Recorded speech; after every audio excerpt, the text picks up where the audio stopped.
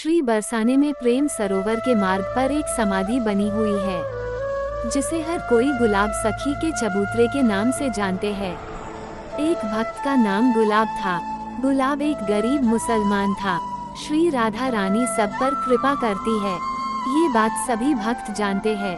गुलाब बरसाने में श्री जी के मंदिर में सारंगी बजाता था और जो पैसा मिल जाता था उससे अपना पेट पालते थे। इसकी एक बेटी थी जिसका नाम था राधा। जब भजन कीर्तन गायन होता था तो वो लड़की बड़ा भाव विभोर होकर राधा रानी के सामने नृत्य करती थी। जब कन्या बड़ी हुई तो लोगों ने कहना शुरू कर दिया, गुलाब अब तो तेरी बेटी जवान हो गई है, अब इसके लिए कोई लड़का देखना।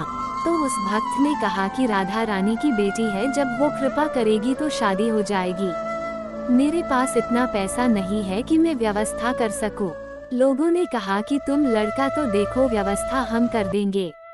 तो उस भक्त गुलाब ने एक लड़का देखा और बेटी का विवाह कर दिया। बेटी चली गई अपनी ससुराल। 3 दिन हो गए पर बेटी को भुला नहीं पा रहा है। खाना पीना सब छूट गया, ना सारंगी बजाई, ना समाज गायन में गया। लेकिन एक दिन रात्रि को श्री जी के मंदिर के द्वार पर बैठ गया। श्री राधा जी गुलाब सखी से बोली। ठीक रात्रि के 12 बजे उसे एक आवाज सुनाई दी।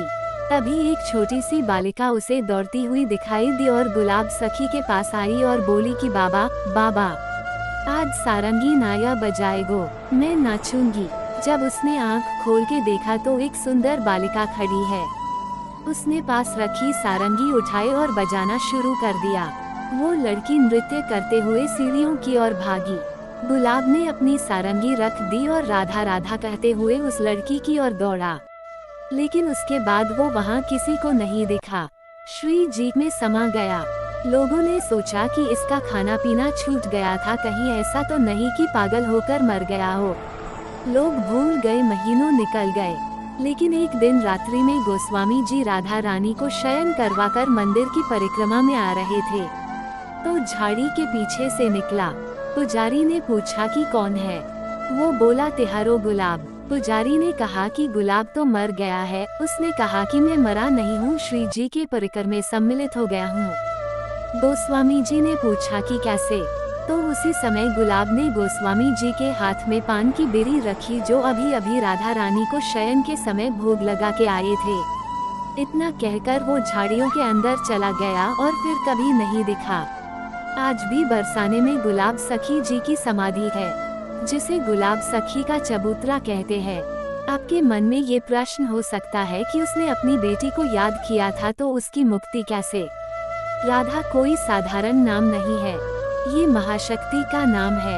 इस नाम की महिमा वही जान सकते हैं जिसने इस नाम को लिया होगा, इस नाम के संग जिया होगा।